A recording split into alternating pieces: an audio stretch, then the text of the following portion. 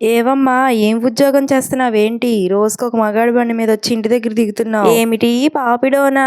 ఇవన్నీ మా రోజుల్లో లేవమ్మా. మా భర్త సైకిల్ ఎక్కి బయటకెళ్ళాలంటేనే సిగ్గుగా ఉండేది. అయినా కాలం మారింది. ఈ రోజుల్లో ఆడది మొగుడు ముందే ఇంకొకటి బండి మీద ఎక్కి తిరిగేస్తుంది. ఇలా ఎవరన్నా వచ్చి మనల్ని అడిగితే ఒళ్ళు మండిపోయిద్ది కదా. నా ఫ్రెండ్ కూడా అలాగే జరిగిందంట. ఇరిగింటో పొరిగింటో మామగారు వచ్చి అడిగారంట. తనకున్న కష్టాలు బాధలు భరించలేక 2 నెలల క్రిందటే ఉద్యోగానికి బయలుదేరిన నా ఫ్రెండ్ కాలినడకన రాలేక 15 రూపాయలతో అయితే అయిపోతుందని బండి బుక్ చేసుకుంది. ముందు ఇరుగు పొరుగు ఏమనుకుంటారనో ఆలోచించింది. తన భర్తకు కుదరదని తన భర్త చెప్తేనే బండి బుక్ చేసుకొని రావడం మొదలు పెట్టిందంట. 6 రోజుల నుంచి గమనిస్తున్న ఒక బామ్మగారు ఆత్రమాగక ఆపి మరీ అడిగిందంట. తనకున్న కష్టాలకు బాధలకు ఎన్ని రోజులు ఏడ్చేది, ఇప్పుడు ఇలాంటి మాటలకు కూడా ఏడుస్తుంది. నేనైతే ఒక ఫ్రెండ్ గా తనకి ధైర్యం చెప్పాను. పాతకాలం వాళ్ళు కదా, వాళ్ళకి ఇలాంటివన్నీ తెలీదు, అలాంటి మాటలు నువ్వు పట్టించుకోవద్దని అయితే చెప్పాను. ఒక్క మాటలో చెప్పాలంటే ఇలా బళ్ళు బుక్ చేసుకొని ఆడోళ్ళు రావాలంటే ఇష్టంతో రారండి. అవసరం కోసమో ఆటోకైతే 50 రూపాయలు అయితే బండికైతే 20 రూపాయలతో అయిపోతాయి.